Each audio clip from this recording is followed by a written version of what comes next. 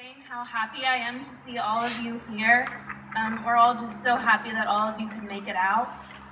To introduce our next speaker, Charles Eisenstein, I want to share with you how I came to know about him. Way back in the beginning of Occupy, when I first experienced it, that sense of community I had not ever felt with perfect strangers, the sense of being welcomed in, the sense that this was something that was going to really meet my needs to want to change the world. I was overwhelmed by the negative images in the media, the negative images of people being pepper sprayed, people who looked like me, young women, students, and I was desperate for something positive, for something that captured what I felt Occupy was about. Something positive, something meaningful, something that just got it. And I literally just started searching Occupy with positive words. And when I typed in Occupy Love, it was actually a website. And on it were videos, and there was a video of Charles Eisenstein. And when I watched that video, he captured everything I felt about Occupy, but I couldn't eloquently say. He was able to articulate perfectly what I felt was so positive. He's such an eloquent speaker. He really puts into words what you feel and you want to be able to express. And he helped me express to my family, to share the video, to share it with my friends. And he's a great voice for the positive change, the sense of community, the sense that we can move forward as humanity. And I'm really glad he's here today to speak to you. Help me welcome him into our community.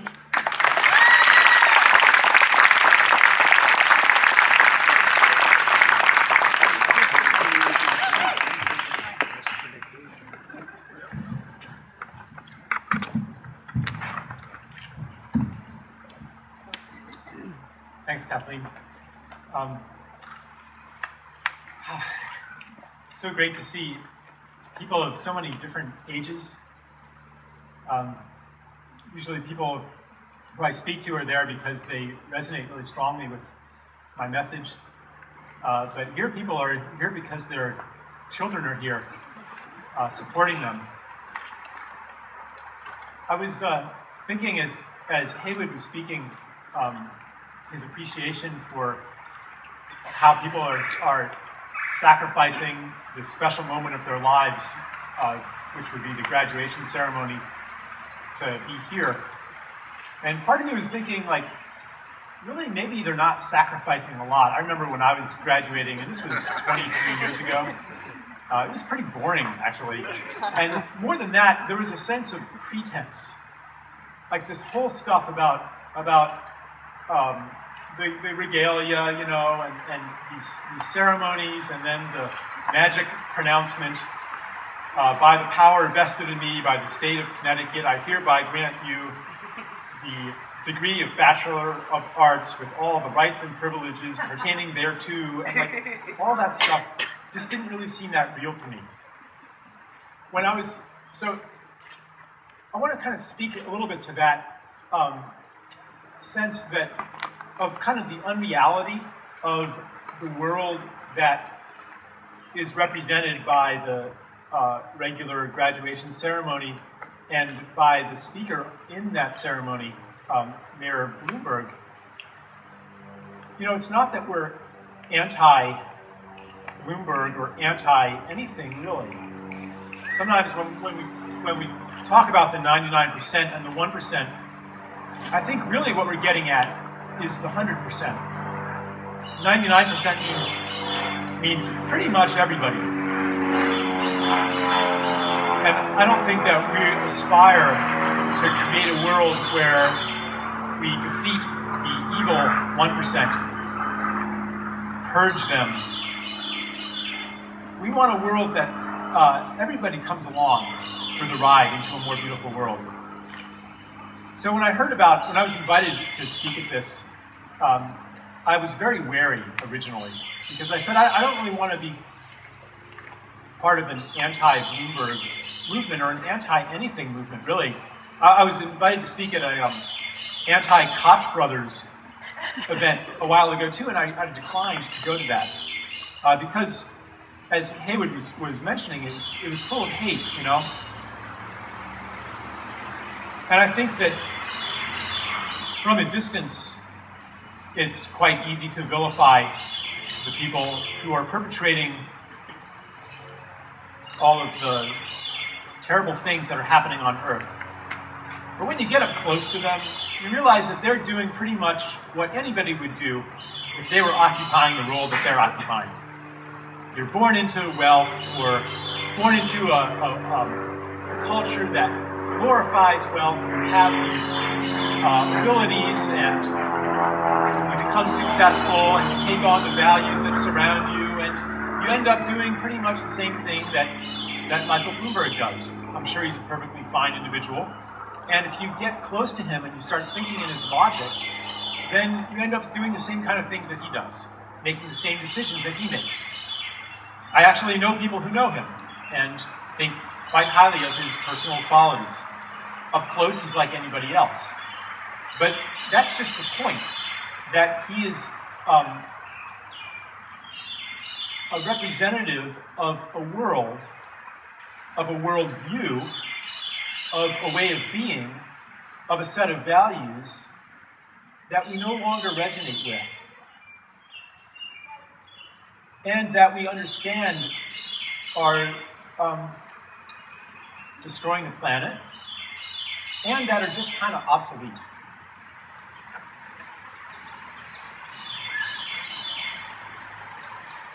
We don't aspire to be successful in the way that he's successful.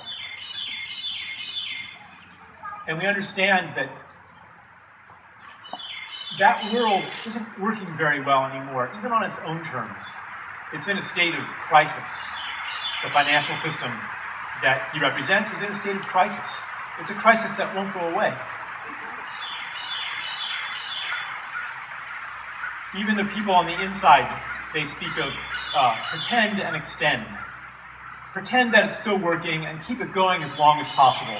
But even they know that it's doomed. And so I feel quite proud of the graduates here that recognize that, you know, this is an obsolete world, and we want to participate in something new and to create something new. It's a little bit disruptive to do that, a little bit uncomfortable. And Carrie, one of the organizers, was telling me that a lot of people said, well, you know, I'd like to go to this, but my parents would be really upset. And even though they hadn't talked to their parents yet, it just was this kind of uncomfortable thing. And it's so much, I guess I want to say so much easier, or we have a habit of not really stirring things up and just kind of going along with things. But I think that we can see the results of that, just going along with things.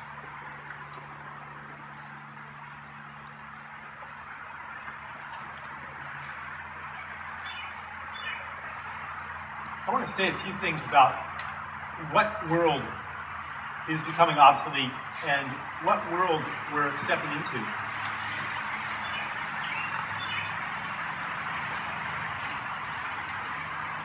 The world that's presented to us as normal, the world that the version of success that's presented to us as normal, says basically that life is a struggle of everybody against everybody else, and you're going to have to sacrifice what you really want to do and what really makes your heart sing in order to make a living. Sure, there's kind of lip service to the idea of you have to find you should find something challenging or something that you care about, but the money system kind of militates against that. And if you graduate with $20,000 or $30,000 of debt, you'll find that the things that you really care about probably aren't the things where you can make the most money. And so there's a conflict between the institutions around us and the desire of our hearts to do something that is meaningful to us. And this is built into the system on a very deep level. It's, I think that we can sense this in the financial crisis, that it's not like something that we can kind of fix and things are going to go back to normal, but that the system is, there's a flaw in the system that goes all the way to the bottom. And this is the kind of thing, I'm not going to talk about that today, the flaws in the money system that compel us to do things that convert nature into product and relationships into services. But I think that we can all feel that everything is going to change, and that everything is changing. In a way, even though it might seem impractical to kind of step out of the system, as the graduates here today are doing, it's not impractical to step out of a system that is rapidly becoming obsolete. So here, they've created something new, something that many voices from the outside said is crazy, irresponsible, self-indulgent, and just impractical. And maybe voices on the inside said that too. So here we are. What really makes me feel honored to be here is that this is something self-created, something that the students didn't just accept what was handed down from the administration, but in whatever way they could, said, we're going to create something different, something that we believe in, something of the world that our hearts tell us is possible.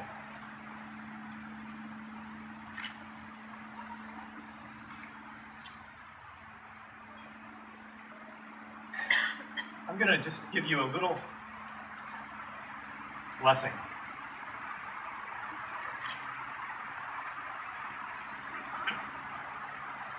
And it has to do with an alternative purpose of life, to maximizing rational self-interest and gaining success of the kind that's offered to us by people like Michael Bloomberg and by the system that he represents. The purpose of life, I would say, is to give of our gifts. We understand that, on some level, that everything that we have is a gift, that our parents here, and so many parents are here, that, we didn't earn their bringing us up, feeding us and clothing us and taking care of us. We didn't earn being fed when we were babies. We didn't earn having a planet that has water and air and that produces food. We didn't earn any of this. So we're born into a state of gratitude. This gratitude is the understanding that we've received and the desire to give in turn. What college should be and what education should be, it should be a process of understanding what your gifts are, a process of understanding what you really care about, and then practice in applying those gifts toward what you care about. You can say that for those of you here today, your education has been a great success because you have discovered what you care about deeply enough to take the emotional risk of stepping outside of the ceremony, the main ceremony, to come here and do this. And you could say that that is to the credit of the university for providing conditions where you are able to come to a sense of what you really care about enough to take those big risks.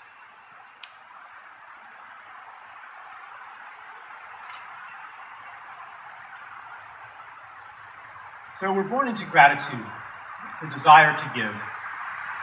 And any time that you're in a situation, for example, a job where you are not giving fully of your gifts, that situation will become intolerable. If you're in a university setting, perhaps, where you feel like you're not being prepared to give fully of your gifts, but instead you're being prepared to do things that you don't care about very much for the sake of an external reward, such as grades and eventually money, then that becomes intolerable too. And the rewards of that system become less compelling, and the honors of that system become less compelling, and the bachelor's degree becomes less of an honor, and the pretense of that becomes more and more apparent, and you want to create something different, which is why we're here today.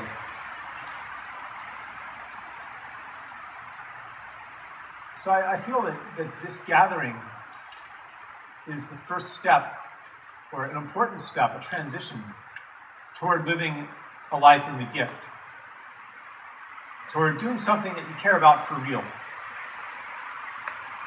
I remember when I graduated from college, I was, all my friends were applying to grad school, applying to law school, applying to Wall Street, getting high-powered internships. And there I was on graduation day, and I hadn't done any of that. Here I was, a Yale graduate, and I didn't know what to do. And I thought that the problem was me. I thought that, I just don't have the willpower or the discipline, or I just don't have it together. Why am I such a slacker? What's wrong with me? I've got to get myself into action, because back then it wasn't so apparent that this world that I was kind of resisting was all wrong, or deeply flawed, or killing the planet. It wasn't so obvious back then. So I spent about 20 years, 15 or 20 years, fighting myself. On the one hand, trying to participate more fully, and on the other hand, resisting that participation. But times have changed now, and not only is it more clear that the world of Wall Street and all that represents is bankrupt, not just for the planet, but even for the people who participate in it. It's not working for them either.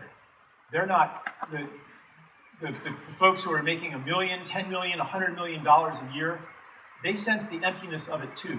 And all of the compensations that they get, the 10,000 square foot houses and the vacations to Bermuda and all that kind of stuff, it's kind of this compensation for the things that are missing from that life and from the American dream as it's presented to us. Things like community, things like connection to place, connection to nature, things like knowing that your gifts are going toward a purpose that's beautiful to you, that's meaningful. All of those things are missing, and those are the things that human beings need the most.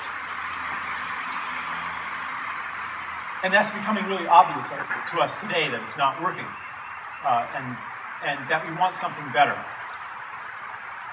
And I'm hoping that the graduates here don't have to go through that 15 or 20-year period of wondering why they're not gung-ho about participating in in normal as it has been presented,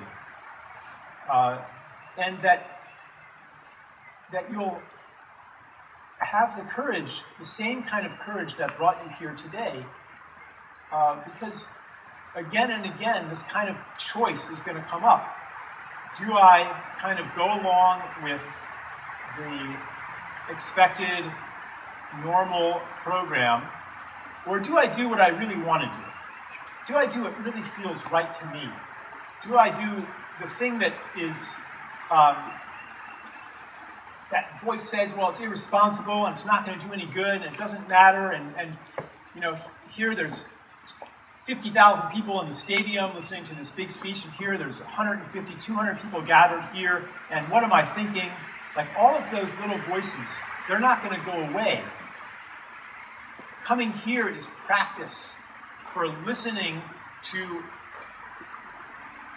the voice of truth that speaks within everybody, that says, I'm going to do this because I want to do this, because it feels right. And then when you do that, it is contagious, as Kathy was saying. That kind of courage is contagious because somebody else then says, yeah, that feels right to me too. And I'm going to listen to that too. And so this is going to come up again and again and again. Right now it's graduation, and what ceremony do you go to? Next year it might be something in, it might be a job decision of some sort, a life path decision of some sort. And it's going to come up again and again because the logic of what is responsible, what is practical, that logic is based in an old world, in the world of human separation from each other, human separation from nature, the war of all against all, as Steiner put it, the world of competition and getting ahead. This world that we know is obsolete. And so it's time to begin listening to a new logic, the logic based on the understanding that we're all in it together, the understanding that everything that happens to any being on Earth is happening to me too, the understanding that what's happening to children in Afghanistan is happening to me too, that what's happening to the rainforest in the Amazon is happening to me too. In the old world, like, that didn't make sense. Like, how does it, like, that's Afghanistan. Like, how is that going to affect me? Well, maybe if I'm a really nice person and altruistic, I'll sacrifice myself and work for somebody else, work for these causes. But that divide between selfishness and altruism is breaking down because we're understanding, in the most painful way, that it is happening to us. We can't stop the consequences from circling back to affect ourselves. On the most obvious level, when we pollute the earth and bomb people, then the earth responds in ways that are toxic to us. When we bomb people, then they get angry and eventually act in ways that might threaten our security. But in addition to that practical level, the effects of our actions on the world hurt ourselves too. Everything that's happening is something that we can feel. Which is why, for many people, just existing hurts. It hurts to be. We call that feeling boredom, when there's nothing to do and nothing to separate us from from what's going on all around us. The natural response, as we understand more and more that what we do to the world, we do to ourselves, what's happening to somebody else is happening to me. The natural response then is, well, of course, I want to create a better world. Of course, I want to create a better experience for other beings. Of course, I want to go to Iraq and Afghanistan and help these people or put an end to what's happening there. Of course I do. It's not just because I'm self-sacrificing, just as you're not self-sacrificing by coming here. It's because it feels good to do that. It heals this wound inside. And this is something that we're driven to do. And more as we understand the way that the world works, and we understand the nature of our connected being, then no longer is that message in the heart that wants to serve and wants to give in conflict with the messages of the mind, which say that that's impractical because, after all, you're just a separate being in a big external world. The logic of connection, of interconnectedness, is allied with the logic of the heart. So I guess if I have a conclusion here, it's really that the systems, for example, the money system, but everything else too, the educational system, the medical system, the political system, the energy system, all of our systems that enforce the old way of being are falling apart. And individually and collectively, we're being born into a different kind of world. And the most practical thing that we can do in this world and from the understanding of connection upon which this world will be built is to devote ourselves selfishly to the service of the planet, the service of other beings, to follow our desire to give of our gifts in whatever way we can, whatever way feels right. It's not really necessarily a heroic thing. It's the natural expression of our desire. And it's something that college students, young people, teenagers feel the strongest. It's that feeling that you may have gotten in your classes sometimes, or scooping ice cream, or flipping burgers, or even inputting data, or doing any of these jobs. Even some of the adults here might have had this feeling, the feeling of, I wasn't put here on earth to do this. I was put here on earth to do something magnificent. I was put here on earth to do something, to help create the more beautiful world my heart tells me is possible. And I'm not going to stand for anything less. I can't do it anymore. That's something to listen to. Even though, especially at first, it seems radically impractical. And all the questions come up, well, how am I going to make a living, and am I going to be okay? Things have a way of working out magically the more that we, I see this all the time. When we step into the service of something larger than ourselves and offer our gifts toward that larger thing, then synchronicities line up and things work in ways that we can't explain. It's a really different kind of life path, I'd say, than following the program. Following the program, it has its logic. You do this, then that happens, and you do that, and then that happens. You can plan things out, and you can kind of ensure things will work according to a certain understanding of cause and effect. You can.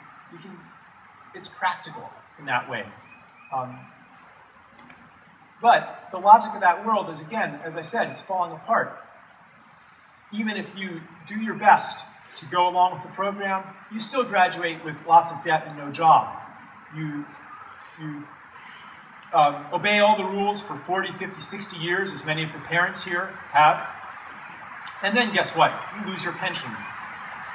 All of the things that seem so practical and reliable and solid are falling apart. And we are truly entering into a new world, ruled by a different kind of logic. And I would call it the world of the gift.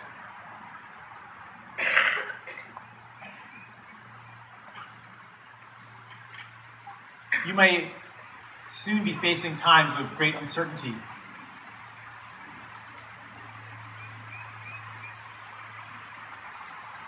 When everything's unpredictable and you don't know what to do. So I just offer you a blessing for those times. At those times, I wish for you that what you really care about becomes clear. That the stirring of your gifts inside of you becomes strong. That the needs around you call those gifts from you. And that your long practice that started perhaps with your choice to come to this ceremony, your long practice in listening to that stirring within you bears fruit.